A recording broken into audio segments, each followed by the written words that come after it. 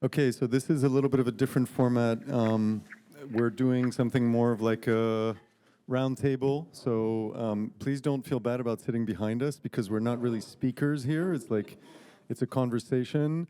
The reason why we're doing this is in part because these topics that we're talking about kind of involve all of you guys as well, and what your position is in the NFT space, and we want to be able to have open questions. We have a list of sort of topics that we think are the kind of topics that everybody wants to talk about, but we're also very open to any other questions. And we don't have necessarily the answers, but we'll try to all talk about it and figure out what we know collectively. So quickly, my name is Alex Czetwertynski. I am the co-founder of Parallel. So Parallel has been organizing these talks, and so very happy to have all of you guys here to do this final roundtable. And my name is Inte Gloerich, and yeah, I'll be kind of co-hosting this roundtable. I'm here because basically I do a PhD on blockchain imaginaries. So I really look into not so much exactly what the technology does, but the kind of ideologies and worldviews that are often associated with it, and where it historically came from, but also as it progresses, with, for example, NFTs, what kind of new ideas for future potential, what kind of world societies it could bring into being that are associated with this technology. So that's my interest in this space. And yeah, I think should we just start from start with this question that was left unanswered. Yeah, exactly. It's a really strategic move to cut it off so we can start again right now. I don't even remember my question. I think I was more like sharing some thoughts on and experiences on Tezos of collectors, how they are, what they are trying and what they are doing. And, I'm talking, of course, about people who are collecting art, which is a different approach from people who are doing collecting collectibles. But I see there are a bunch of people who are really thinking of helping the artist. And somebody said yesterday that the collectors, it's not about collecting the piece, but it's about supporting artists. And this is really, I see it generally. There's a lot of also fake goodwill, but there's, and I see from some private groups that we discuss some real goodwill of, oh, I'm buying from this artist not because I like this piece, but because I'm supporting that artist, and in general. So they try to, that collector tries to buy everything, and as I mentioned, the collectors who are trying to buy big editions, making it smaller, because that's also something new, that you can burn tokens. And at first, as an artist, I was shocked by the idea of burning tokens. And then I understood that it's something peculiar and particular, and that can be helpful for the artist. Also, the idea of flipping can be good for the artist, raising the floor, the whole secondary market happening so fast. A lot of things that are very, I think, specific for the NFT world, and that are making the collectors act in different ways and try to experiment with their roles also, and which is a kind of a multi-role. And the other thing I'm seeing is people that I mentioned is people who are absolutely not from the art world or the crypto world, which is just people from, different backgrounds, who were just art lovers, never had the money to be collectors, and now they have. And those people are the people I would love to see more in the space. People who love art and cannot buy it, and now they could be collectors. And I had an exhibition here in Brussels, physical, at the Villa Emprunt, And I thought, okay, now I'm going to use this opportunity to have also a virtual exhibition and put the virtual exhibition also inside the exhibition so people could see both at the same time and realize what it could be, what NFT could be or is. And still they couldn't understand. It's amazing. There was the computer there. I had even an assistant. My 7-year-old son was my assistant. He was teaching people how to walk in this virtual world. And still, people, most of them, there was a very definite line. People up to 20, they would go directly to the computer, and after 20, they wouldn't even look at it.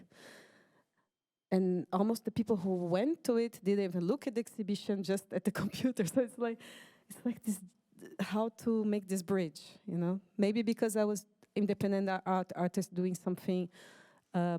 Yeah, I think that's where I think we need institutions doing this bridge, doing these physical exhibitions that really have a lot of mediation. It needs a lot of mediation, I think, to reach normal people. Yeah, so is that also, like, do people need to understand NFTs, do you think? Is this, like, in a way, like, there's a lot of talk about, like, lowering threshold, like you say, like, people that never could be collectors now can be. But then there is the technology, which is, again, kind of putting up this threshold. And I'm wondering, like, where is the responsibility there for either making the technology so that it is not so complex, or making ways of explaining it or educating people? Yeah, how is this going to progress? I don't know, not for you. Anyone can, of course, jump in.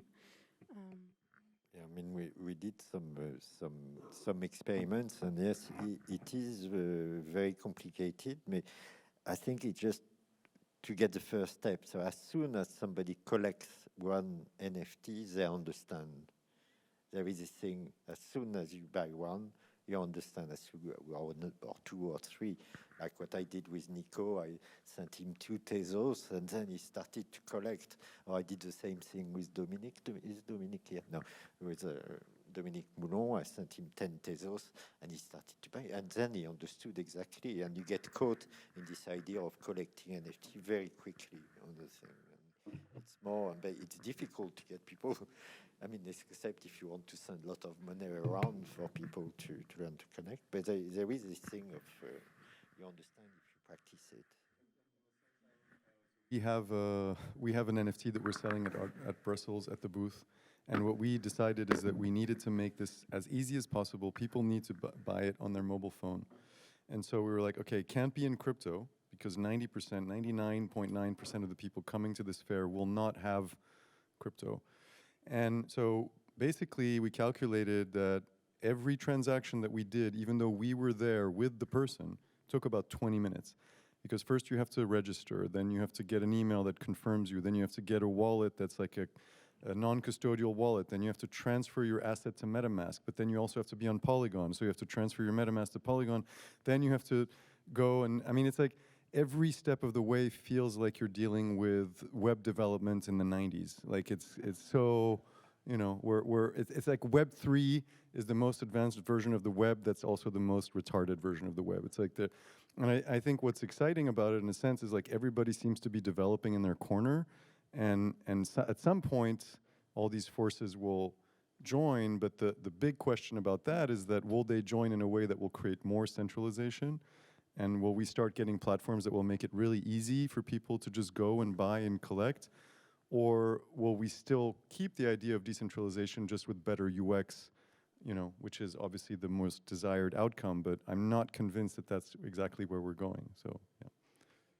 Yeah, I was thinking also that we talk a lot about NFT, and there's NFT on the technical level, and there's also NFT as a market niche, or as a niche to get attention. And also going back to this thing about how it has been so difficult for digital artists to get the attention of the contemporary art world.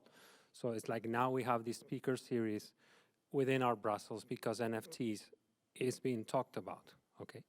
And so I think it kind of also relates to net art in the 90s, with people developing what can be done with NFTs also from this technical side, what can be done with smart contracts, etc.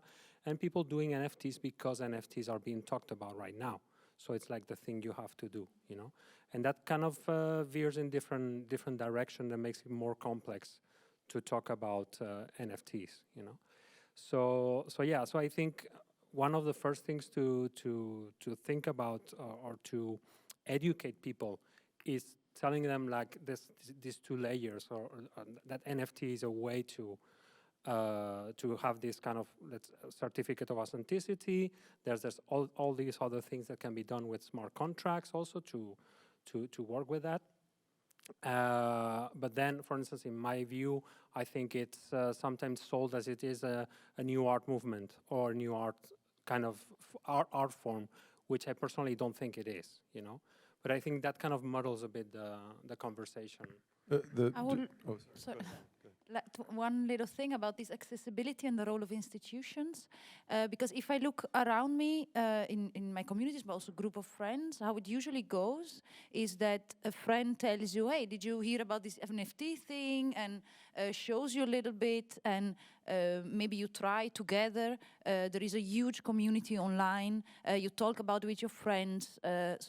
And that is also an added value of the NFT, this community, this talking about it, this with people around you, but also online.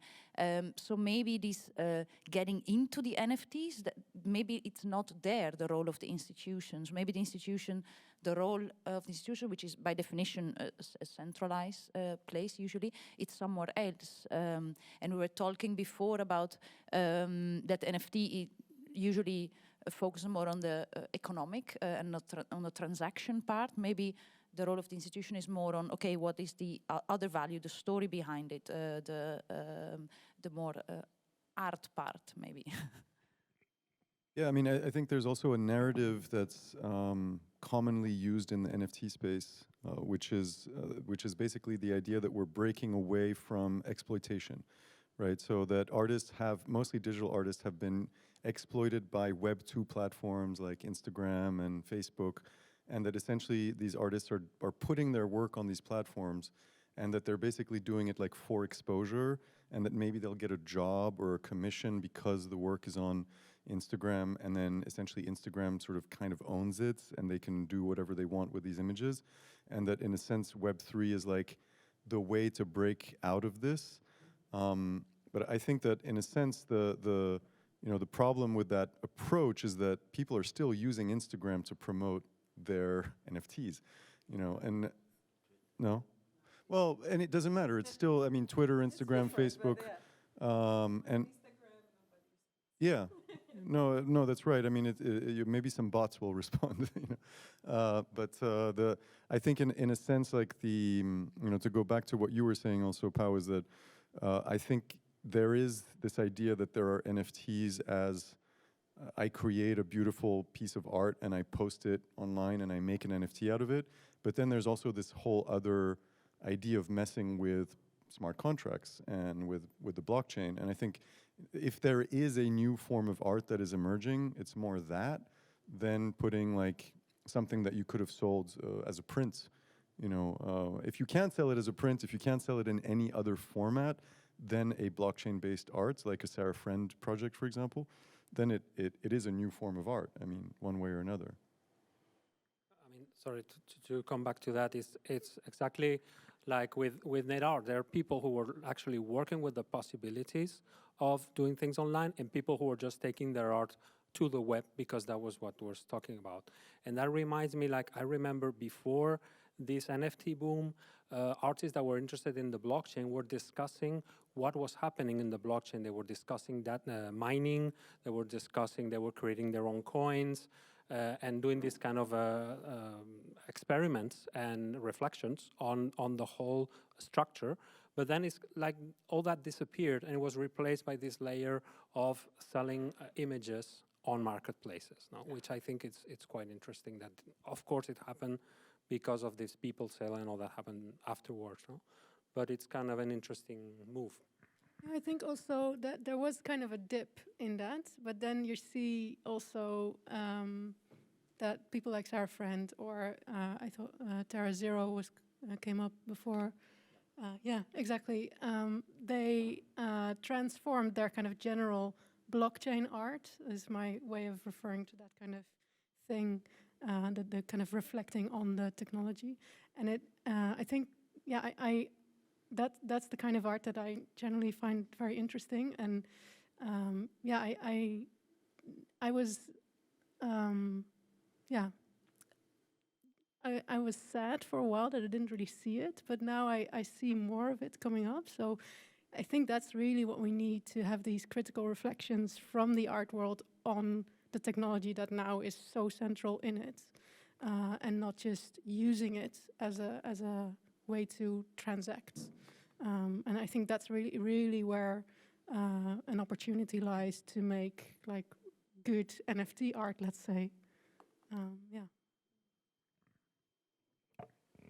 But would that mean that every artist in the blockchain to be validated would have to deal with those questions? I mean, I do think that the blockchain, it has this, like the blockchain art. It brings this new type of art, but also it is a new type of market for a lot of even traditional artists who make paintings. And yeah, I know some that are for the first time, she's 65, and for the first time she's making a living with her paintings. And I think that's also amazing. I mean, I think there was a lot of things that were wrong with the art market, and that the NFT has a lot of problems, but it could have a few solutions as well. I mean, it is completely different the way it works. So, yeah, I think, yeah, Yeah, I think it's easy to talk negatively about people that just sell NFTs, but I know a lot of people, friends, artists, myself included. I've been like ignored like 30 years from the art world because I was doing digital work and they were not interested. It's the first time in my life that I can earn money with my artist. Yeah, but I'm not again. It's a general idea that because often people come to, you're just selling NFTs. It's not interesting enough. You need to dig down deeper and you have to be critical and this and that. But that's also good. But I think a lot of people are really very happy that for the first time they can sell something and they can earn money and they are not dependent on galleries or curators or other people that have that kind of influence that yes, it's very hard for some people to get in the art world if you don't have the right connections. And How did you find your audience? Yeah, exactly. Yeah. just by being because I have friends artists, we do things together, because I try to connect with people online, of course now on Twitter mostly, and I try to talk to people about art, about what I make. I try to look at what other people do, and there's a whole conversation that's possible now without gatekeepers that before were just there, and I was unable to get through them. And I think I'm not the only one. There are a lot of people that are in that position. And for me, the most interesting part when I look at the NFT thing is just that a lot of people are now for the first time able to come out and present what they make. And maybe it's bad, maybe it's good, I don't care. The fact that there is these little doors that they can try and present their work, I think it's fine. And yesterday and today, sometimes I feel a little bit the old art world gatekeeping popping up also in that NFT space, and I get allergic. I understand, and it's about everybody has a career to do, and I know for curator it's also a hard life. It's the same thing. I'm pretty sure a lot of curators now that were not able to make their career in the old art world, now there are opportunities to also make a career. It's the same thing. And for me, that's the whole positive energy that I see with the NFT world. And I'm also very conscious that there are a lot of things that go a little bit bad and are a little bit... But let me just ask you something as an artist, because this is something that's kind of shocked me when I discovered NFTs the first time, is I saw a few artists that I followed and that I appreciated, and I see their work being presented on a platform, and I see it's like a grid, and then there's like this guy whose work is amazing next to a guy who's showing a picture of his chest, you know, and then another guy who's doing like a doodle that looks like, you know, a kid's drawing. And to me, the problem there was just that everybody loses. Even the guy whose work is great, you look at it in the context of how it's presented, it's not great anymore because it just looks like it's part of this mess, you know, this pile of stuff. Yeah, but I never had the luxury of being, as an artist, to be in a space where only art was there. And for me, it's live. It's like I make my art, and next to me is another guy who is making collectibles or something else. And it's I'm not shocked by it. It's how it is. And I think maybe the art world has to accept that other people enter and they have different views on what is art. And yeah, I don't know. For me, it's amazing to see all these changes and I'd love to get a Sam or Trent's point of view on that. I came over for it.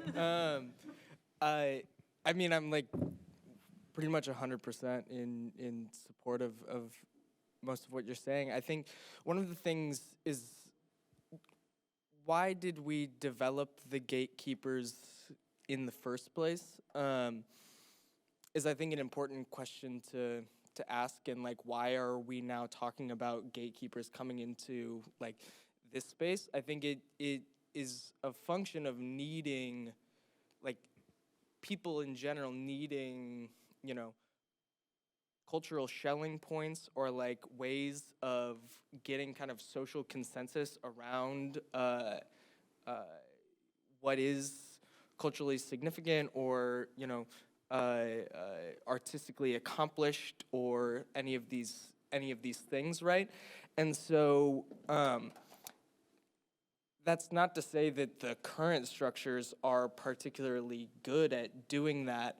I think one of the really interesting things about what we're seeing in the crypto space is there are new mechanisms to develop social consensus around different things. So, you know, one of the things that in the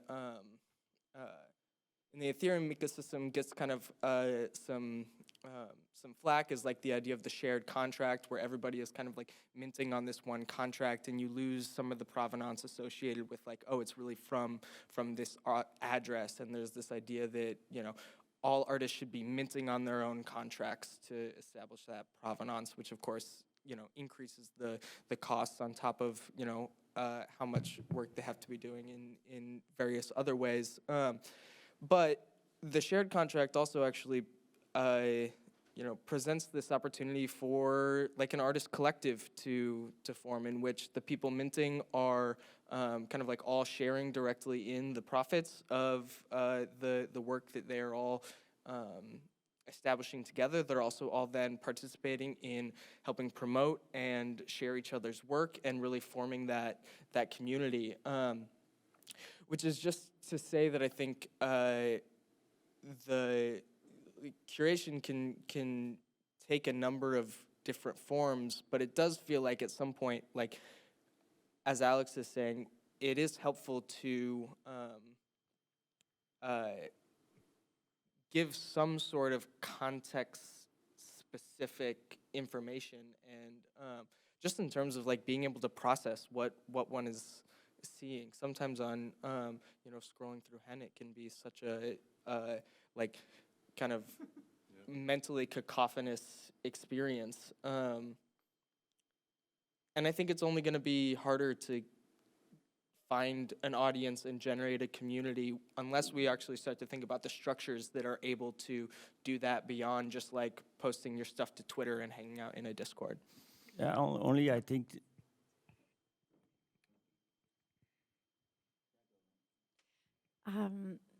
I think also when we take a step back, what you said about social consensus sometimes also changes in hindsight. I think this will be highly self-regulating. Also in the art world, we think we are the gatekeepers, but what will survive of today's art world in 100 years from now is open to history. So there might be also a chance that the same thing happens in the NFT world. What will become cultural heritage will not be something that we trying to do regulation now will even get done as much as we don't get it done in the physical world, although it's maybe better established.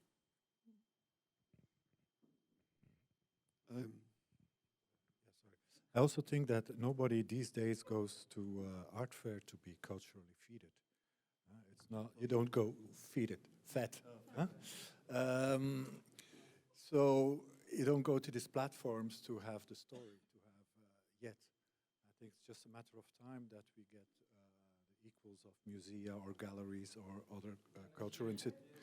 It's just a matter of time that we get the equals on the NFT space of galleries, musea, and other non-profit or organizations that bring you a story, that bring you something else than just an art fair, because now it's all art fair that you see online.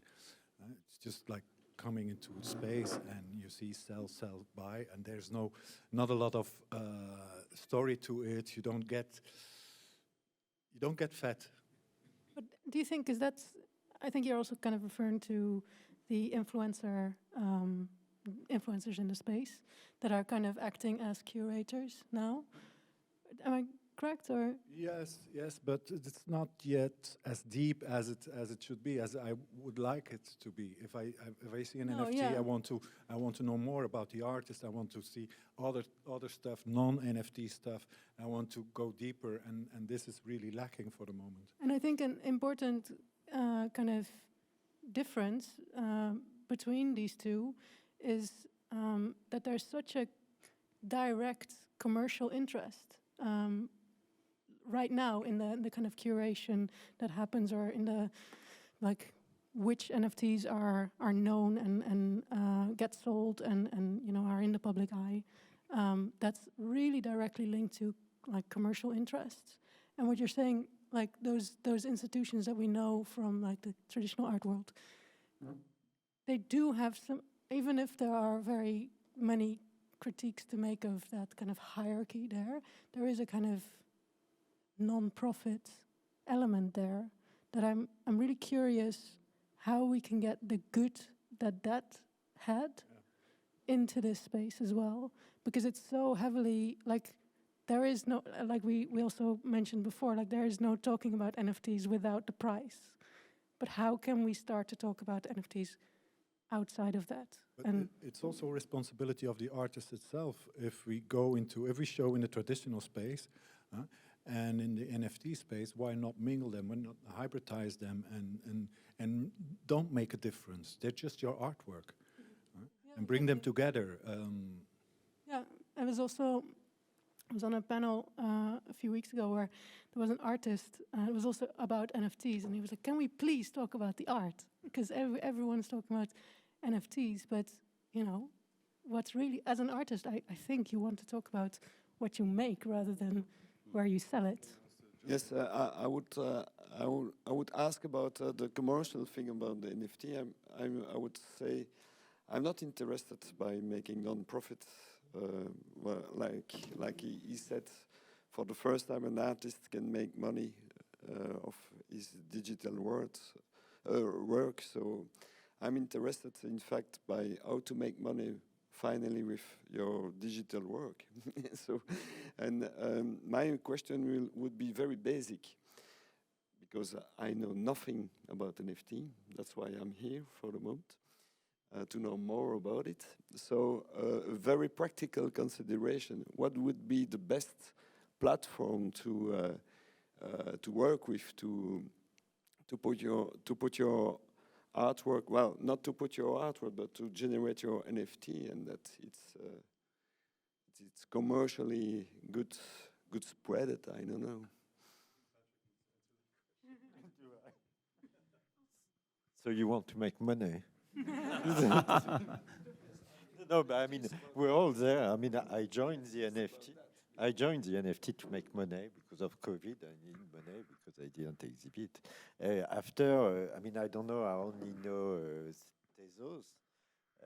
And the advantage of the platform on Tezos, I'm going to do the advertising as usual, is that it doesn't cost you anything to mint.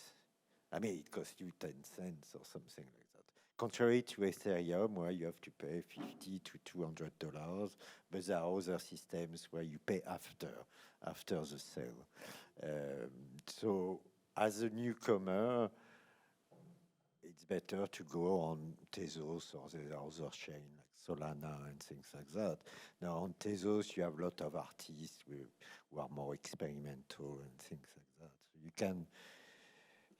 can go on this platform. There are different ones. If you do a search on Tezos NFT on Twitter, you'll find a full community. And after, the thing is to find other artists that you like, and you collect or you exchange messages with them, or you like their work, and then you build your community like that,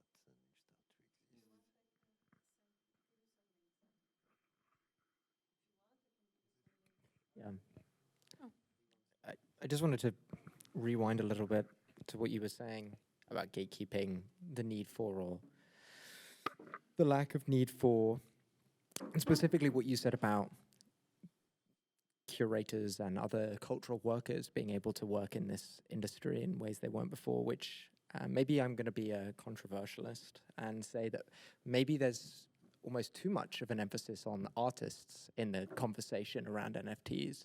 It's fantastic that artists are able to sell their work, make money from their practice, are able to find new audiences, but the conversation always excludes curators, writers, conservators, all these people who play really valuable and essential roles in an art ecosystem. And I think that one of the total failures of the industry to date has really been that it has not provided a way for those individuals to find, sources of income or jobs. And of course, like, I am somebody who has, and I'm very lucky to have, but there are really very, very few people who've been able to in the same way. And I think that, we've developed all of these fantastic systems for artists, but we should also be thinking more about how we can do so for other cultural workers that aren't just, oh, well, why don't you mint your essay as an NFT and sell it or something? Because that's just not how. What? How do you mean, who's stopping you? Of course you can. Of course I can go and I can write and I can publish it on my blog, or I can do whatever I want. I can organize an exhibition or the. Yeah, of course you can, but people aren't going to buy it. People don't buy it. Why? But they don't buy it because cultural work is not valued in the same way within this space, right? So people want they want to invest in art, but they don't bestow the same value on other pieces of cultural work, and therefore they don't see it as worth buying. The problem is not there. The problem is that we emphasize too much on the artist as a commercial entity, as somebody who wants to make money. There's more to an artist than just making money. There's telling a story, being political, being metaphysical, being a curator, half a curator, being a writer. All these things artists are. So I don't see a difference between a cultural worker and an artist. They both can be a valuable thing into the NFT space. They just have to open the market not only to people who want to make money and sell their work. It's more than that. No, I totally agree. And I've just recently started to say that my work is research-based. Yes. I've never done that before, but I think this is also 100% agree with you that it's not a two-dimensional role for anyone within the cultural workforce, but majority of the industry don't necessarily understand that complexity and see it as a very two-dimensional role for the artist, and also doesn't acknowledge the complexity of all of the other roles that we have as well. Yeah, and it is scaring to me also to have this really, like, the valuation of art and everything that is around art and making meaning of like between artworks and artists and you know, understanding trends and all that kind of stuff that comes with the art, to put that to the free market, essentially. I understand that I keep saying things that are kind of can be interpreted as against making money, but that's not what I'm here to say. I think everyone, like, the arts are fundamental and very important, and we, like, artists deserve to make a living, and I think if you can do that with NFTs, that's, you know, good. But there are kind of more bigger socio-political trends connected to that I think, yeah, we need to at least talk about in order to be smart in how to deal with that. So if we say, like, okay, everyone that is around the arts should just put their essays and everything as an NFT and try to sell it, I think that's producing a very limited view of what art is and what it can be, I would say. But maybe this is also a controversial thing to say, but is it because somebody creates art that it has to be good, and or that it has to be sellable? Like, I mean, you know, there's a lot of people who create art that probably shouldn't be creating art, you know, and I mean, but what I mean by that is that it's like anybody has to develop, you know, there has to be a voice that has to come out, there has to be a meaning that has to develop, and, you know, of course, there are all kinds of different arts. There are arts that are, you know, at all different levels, but I just think that there's a fallacy that has been created in the marketing language that was put out when NFTs became a thing, which was that all of a sudden artists need to be the center of the world. Like, everybody needs to focus on the artist, a little bit like what you were saying. And it's almost like artists became the marketing fodder for platforms that started making millions of dollars, you know. And in essence, it was like, if you are an artist, then you are extremely important and everything you do has value. And I think that that's not necessarily true. And it's a question, it's a societal question that nobody has an answer to, but it's something that has been tricky for since art exists, you know, like filtering artists. And of course that has been done by gatekeepers in ways that, I mean, you know, everybody knows why Marcel Duchamp made the urinal, because he was not accepted in an art fair that he wanted to get into, and he started, you know, showing the finger to the art world and decided that that's how he needed to create what he did. But I just think that there's a little bit of like this kind of overhyping of the value of the artist that is, in fact, has nothing to do with art, but it has to do with the marketing mechanisms of the crypto industry, in a sense. Yeah, I think you're right, but it's even worse than that. I think in some of the NFT space, the artist is a product, more than even the center. It is, and it is. They all talk about branding and things like that for artists and things. But it's very nice to have those conversations. But again, what we have to remember is because we are at the beginning, we can influence things. So it's good to have conversations like that. But if you have some ideas, you can put them in practice. It's not very expensive to do Web.3 sites. It's just, you know, you have some ideas, implement them, and just influence the world. It's just. But I'm curious. I just want to go back to what you were saying, because I think, Sam, you were the one who were mentioning this in the panel. Is that if you are going to be an artist who's going to make money off of your NFTs, how do you manage to balance this sort of multitasking of creating the arts, promoting the arts, pricing the arts, dealing with collectors and all that stuff? Like, is it too much work, or is it highly manageable? No, there were no art critics that wanted to write something about what I made. There were no galleries that wanted to invest in me. There was nobody who wanted to do something with me. So I'm like, for years, I'm used to do everything on my own. So, but I agree that for some people, it's. I said to a friend yesterday that he asked me, "Yeah, can you do some NFTs for me, and I will pay you?" And then and I said, "No, I won't do that, because it's." He didn't realize how much work it is to be online, present your work, talk about your work, and really, I don't like to when I like to be able to have money for what I make. I want, first of all, to have people look at what I make and talk about that.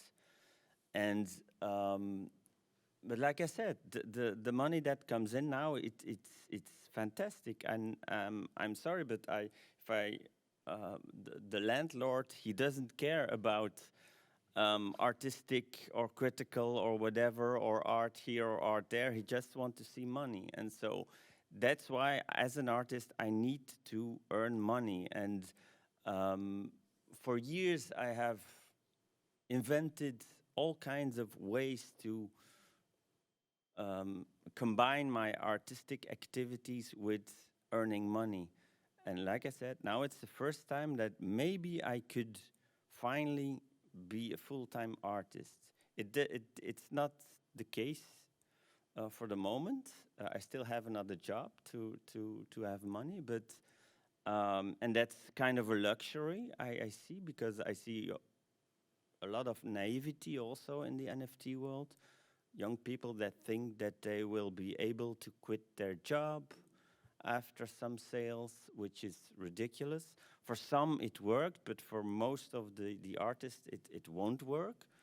But yeah, I will see how it goes. But I like I said, I have I have to do everything, and it's sometimes I would really love other people to do some stuff for me, but until that happens, I will go on, and the NFT space is a space where I have a feeling that it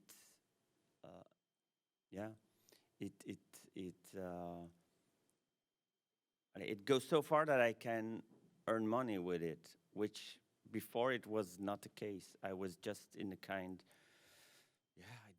I could participate at some exhibitions sometimes. I could present I have a website since 25 years, but who visits websites? And so I imagined, I stayed alive by the illusion that people will visit sometime my pages. And now suddenly you I want to ask just, I don't know what exactly, I'm trying to follow it from a distance, and in order to be able to conceptualize everything, I'm looking for a small metaphor. And how many artists manufacture their own paint? How many artists that start manufacturing their own paint become paint manufacturers? And historically, which artists that made their own paint stood the test of time? As a simple metaphor. Sorry, I would just like to build upon the money things, because during the last talk we said that the art world was not really about that, and I'm not really sure that it's not about that. I think that it's more about rituals and what are the rituals that have been constructed upon it, and I think that an event like ArtBrussels or La FIAC or Basel or any one of these is basically about the market of art. I mean, it's about money. It's mainly only about that. It's just that the ritual is different. I mean, like someone said during the panel, the price is not seen. And what is, I think, one of the threat that is seen by the traditional art actors is that the NFTs are just like putting out these rituals and just putting everything in a naked state. And I think this is something that's never really, and I think it's the same way the financial world didn't like the cryptocurrencies, because it's the same thing. I mean, it gives democracy to the financial tools that were only open to a really small peoples. So basically, I think it's more about these questions about what were the rituals, what are the new rituals, and how to translate this one into the new ones, and how to bring people into these new languages. About the cultural workforce, I think that one of the main pain point that we see here is that basically what we are experimenting all together now in the NFT field is that we are basically using smart contracts that have been developed by the platforms that are here for the beginnings. I mean, OpenSea, NFTs, Nifty Gateway, and all these ones. And these platforms, as again someone just said very intelligently and cleverly in the last talk, they were meant for the platform to be the winner and not for the cultural workforce. So maybe I think one of the keys is to develop new smart contracts that would incorporate the different cultural workforce that are working together, and you can just activate the options. I mean, if one artist wants to work with a curator that is going to develop a discourses, develop a way of presenting his work, he just add these kind of new things in the smart contract, and the wallet of the cultural workforce, might it be a curator or an agent or anything like that, can just get some kind of percentage on it. And I think this is one of the key that we have to understand now. It's the way the smart contracts are forged and how we can implement technology in our practices of NFTs, selling, buying, collecting. I think this is one of the things. And the two other actors that you didn't mention, Sam, I think, earlier, were the collectors and the gallerists. And they are I think, the traditional art market collectors and gallerists, which are the people who are the most afraid of all these things, I think. And I'm not certain that there are a lot of them here together with us. So there are about 10 galleries at Art Brussels who are showing NFTs. On how many? Out of 157. And you also have to remember that galleries are often focused on a certain type of work. So for example, if they're focused on, I don't know, sculptural work, it's very rare that there will be an interesting NFT project coming from a sculptor, So I don't think it's necessarily, I agree that galleries are somewhat concerned, but it's also that it doesn't necessarily mean that much to them, And we've been at the fair every day since it opened, answering people's questions.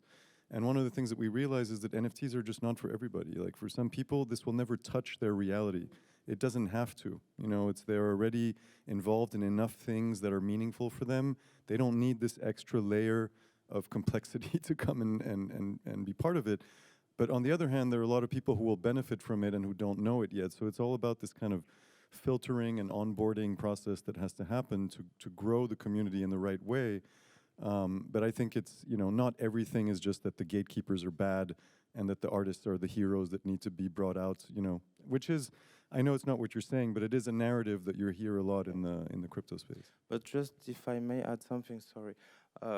These were probably the same that didn't want a website before 2010. And what I mean there is what we heard with Artea is that you can add the blockchain processes which were just NFT based with any kind of physical art pieces. And I think this is going to be, this is the present, it's not even the future. I just wanted to say I wouldn't dismiss anything that he was saying, because I think it's quite important. And I think a lot of people, even people in the art world, fantasizes about the work of an artist.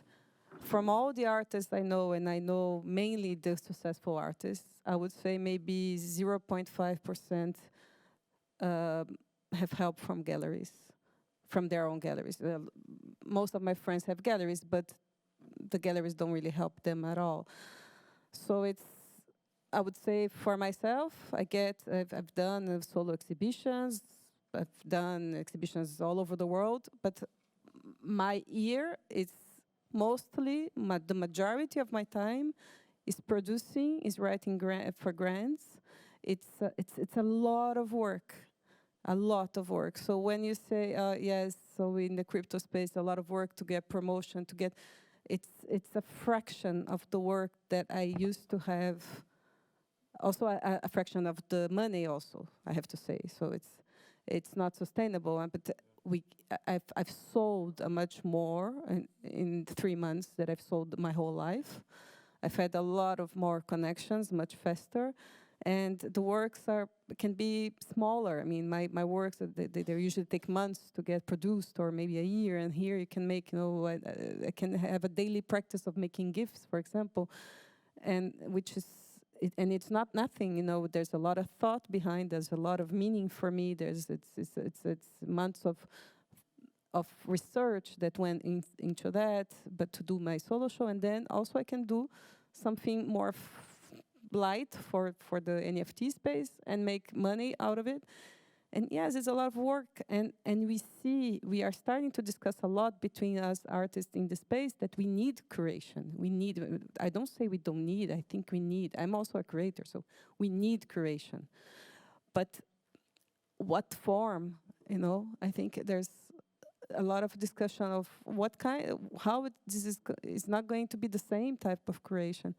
And in my life, I spend time raising grant to pay the critic who's going to write a text for me, because I think it's important.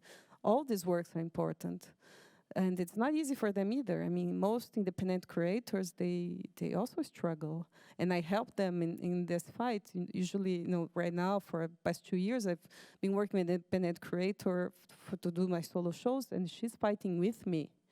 And we are writing grants together, and it's months of work. It's the majority of our time. Sometimes I say I'm not an artist, I'm a grant writer. I mean, I'm a project writer.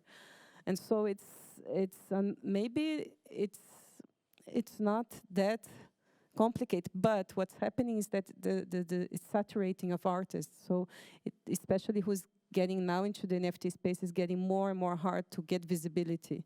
So yes, we're gonna need spaces of curation that can filter and put us in context and tell the narratives and talk about the works and make relations between the works, between the artists. We need that. Yes, of course, I'm not saying that we don't, but we have to look at what this space is doing for all the artists that have been ignored their whole lives, And I'm not even one of the ignored ones, but I'm really, really finding that it's very refreshing to be able to show and discuss and be bought and appreciated right away. Because being bought is also a way of feeling validated. Somebody is appreciating what you did enough to buy you. So it's the purchase is also that. It's not just money, but for an artist, that's really. It's much better than the like of Instagram. It's the like plus money in your pocket. Yeah. So, but I think you kind of got to what I wanted to say in the end, because I was really thinking who haven't we talked about yet? It's the audience, and I'm not a collector. I'm not an artist. I really need curation. If I go to one of those marketplaces, I don't know where to look. I need someone to help me and to guide me and to give me pointers. And I think that's also something not to forget. Art is also made to, invoke something in people, to invoke emotions or wonder or whatever. And yeah, that's part of the conversation that I think needs to be had, and I think definitely that can be in different forms and new forms, but it is, yeah. I just think it's an essential. We shouldn't forget about that element of the story. I think because art exists in the world and it gets meaning in the world, yeah, beyond the artist. Yeah, if I may, I would like to put a bit to kind of zoom out a bit and see things a bit from the top, and also talking from my own experience. Because for me, one of the big challenges as a digital artist is being always in terms of devices. How do you bring the digital piece to an audience? I hate printing, because me personally, because if you do something digital, you want a space that is digital for people to enjoy that. And the screen for me sometimes was not enough. So I feel like nowadays we're living like a trend where actually new devices and new things are kind of bringing us toward this web 3.0 that you were, Alex, commenting before. And in the 2.0, the 2.0 was connecting people, yeah, with social media and all that. Now the 3.0 is connecting people, spaces, and things. And that is where NFT is having a big point, because actually it's not only about art. NFTs is going to permit to own things on that virtual space that hopefully, if let's say our friend Zuckerberg and company, where they take us, but where actually we're going to be capable of owning and enjoy and interacting with things on the virtual space. So for the last 1-2 years, since for example, with the VR experience and all that, there are spaces where you can start showcasing your digital work. There are projects like Spatial, for example, where you can in 3D create your own gallery. You were talking about my Cyber or that. Exactly, that is still on the web, but there are spaces already on VR where you can get in and you can enjoy digital art the same as creating exhibitions and all that. There, I think, could be spaces for curators. There is also the AR that is permitting that you have a whole exhibition in parallel to ArtBrussels, for example. I was myself trying to do that in the last days, exhibiting things in the space of ArtBrussels in augmented reality. So I think this Web 3.0 is the space where actually NFT is going to start bringing the beauty of it, no? Because it's going to permit the people to enjoy the art and at the same time to experience it as a digital asset.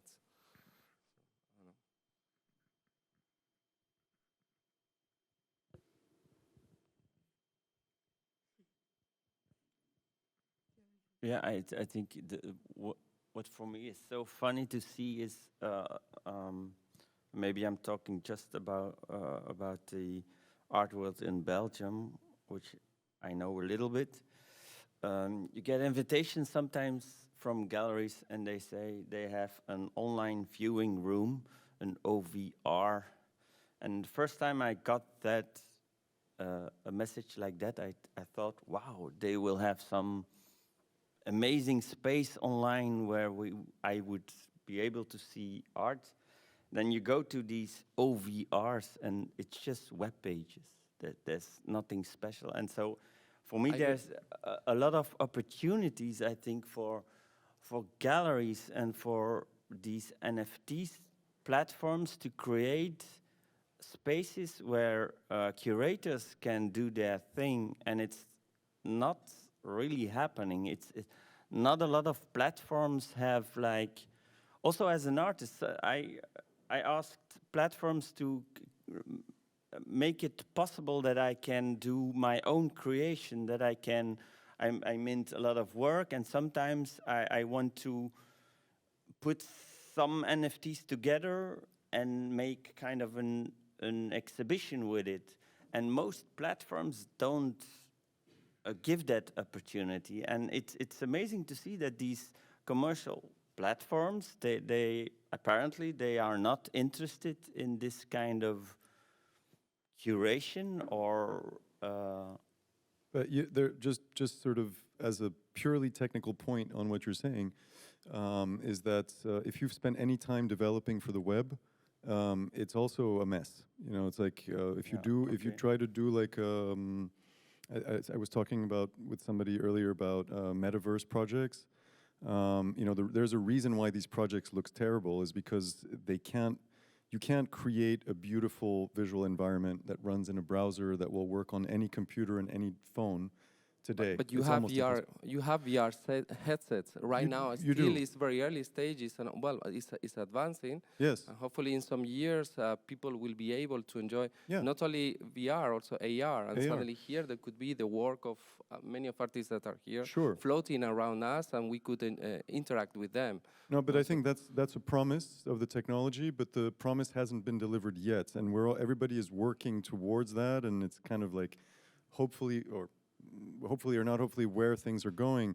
I just think that the problem in terms of like what we're seeing now with all these like metaverse projects that seem a little bit ridiculous or sort of overhyped is that in a sense they can't really deliver much just because of the technology, not because the people are not doing a lot of work to try to make it happen. But you know, I've done a couple of projects in the browser that were supposed to be like these 3D worlds, and you very quickly realize you have to pare down and pare down and pare down. You know, it's the way that the web is. It's like this jungle of protocols and formats and platforms that have to interwork within each other, and then you add mobile to that, and it's a whole other story. But I think it's a question of as soon as 5G is there and data is going to transfer much quicker and right now, I mean, just have a look because with VR, I'm having great experiences meeting artists with exhibitions almost every week, where they're really creating in a gallery space where you can see their NFTs and all that and buy them directly from there. And it's not the typical web like on a game, you see. So. And I just wanted to share that I had 3 different experiences. So I had the Mozilla Hub, which was very hard, but you can do basically whatever you want, and it's a social experience. And I did the On Cyber Gallery, but then it's not a social experience. You cannot meet people. And then I used Arium, which is still in beta test, but that's where I did my solo show, and it was very nice. And I did an event, so people could come in with their avatars, and the camera recognized their face, so they could actually have a talk. And we had 2 hours discussion with two researchers who have been researching my work, and one was in Brazil, the other was in France, and there was a lot of people from, not a lot of people, but people from all over the world, and it was a real, very nice experience. Nobody had the VR set, but we could have used the VR set. I do have mine, but then we don't see my face, so it was nicer to have the. And so there are some, Arium, for example, they have a very nice models that you can use, and you can also change a lot. And they got to make it simple enough that it's light, and you can link directly your NFT to it. So it don't need to, like Mozilla Hub, I had to do some. You know. But the problem is that the standard that you have to compare things to when it comes to these worlds is gaming, right? And you look at the game worlds, and I mean those people are doing incredible stuff. Like you see the quality of what's being built, but that level is what people are starting to expect from any online 3D world, right? I mean. Yeah. But people were quite impressed with it anyway.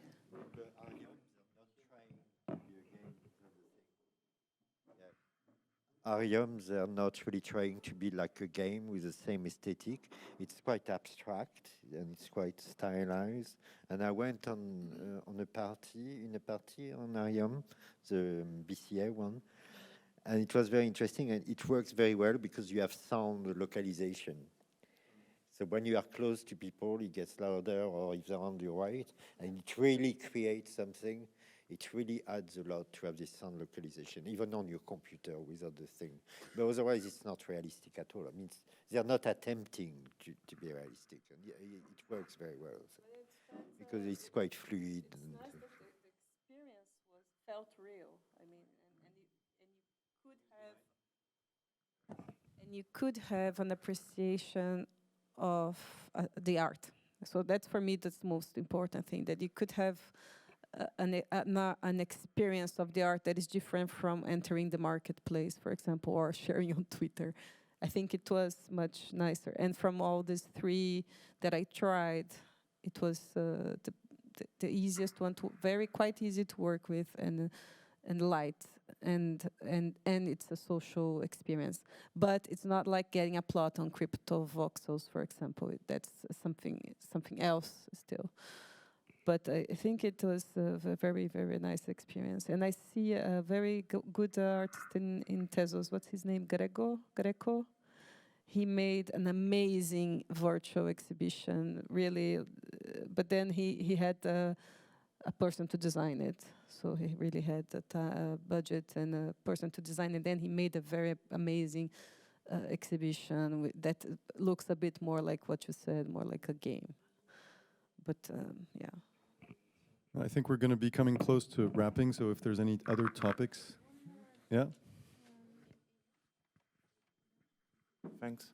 Actually, I would like to go back to the question of the audience, because I think it's something that is really complicated right now, and I really would love to hear about the artists who are succeeding in there, and if they can share with us how they are doing and managing these communities, because I think community engineering and this marketing thing, actually, because it's marketing, is really one of the biggest myths of this universe and his field, because actually one of the main, in the NFT project that we can see, the NFT projects that are succeeding are effectively those who can have the most vivid community into the Discord or Twitter's related channels. But also, we can also see that a lot of the flippings projects are just only depending on the influencers who are just curating the things, but curating under false reason, mainly on money, because they are being paid to curate to bracket, I mean. So basically, this community thing, it's a question mark for me. So I think it's going back to what you said about the audience. How major audiences are getting to know the project, how they are investing into it, and again, if we go back to the main idea of the blockchain technology, which was decentralization and democratization, I think we can think that communities are one of the main things that are going to be the players for the next things about the art market when it's going to go onto the NFTs and things. So right now, if the artists who are succeeding into it can maybe share things with us, I will be very interested into that, actually. Yeah. First of all, I don't do Discord. It's too complicated for me. I'm Twitter only. And the way I build relationships or conversations is just by being interested in what other people do. And that's basically it. It's just by reacting to what people make and saying that not only that I like it and it's fantastic and awesome and whatever, but just explaining why I like it and try to do it's Twitter, so you don't have not much characters to explain what you see, but I really try to express in a few sentences why I like something that I see. And from that, people appreciate that, especially artists, but also other people. And that's the only thing I do to build a community. Discord is for me too complicated. It's too noisy. I can't live in Discord. Maybe it will come, but I tried several times to live in there, but it's not for me. And yeah, that's the only thing I do. Try to express my appreciation in sentences and try to speak to people like you do in the real world. It's the same thing. So those people you're referring to, those are also artists. Yeah, that's of course the thing that I see, and that's a bit worrying me for the moment. It's a lot of artists talking to each other or other people that have a certain interest in the art world, and let's say normal people or people that are not artists, are not curators, are just people that might be interested in the art, they are absent. And I think if they don't come, for me it's a problem. There's also a part of the space also kind of reinforces that you get invited into Discords or you're part of a community by buying. And yeah, what I'm really looking for is how to be an audience member without buying. I'm not saying that I would never buy, like I think that's nice if people buy, but it should not be necessary. Exactly, you can appreciate it's art like by going to a museum. You can just appreciate the art and you can talk to your friends. I saw a nice painting, blah, blah, blah. That should be possible also in the NFT world. And for the moment, I don't see many simple audience that just comes around and see it. Sometimes I explain it to people that know that I'm into NFTs and they ask, oh yeah, I need to have a wallet to see that. And I say, no, you can just go online and you can see the art simply. You don't have to have a wallet to participate in a way. But yeah, it's a problem, I think. I would love to see more. Yeah, as an audience member, for example, I went also to the show in Amsterdam last weekend. Like for me, that's really still the way to try to experience it.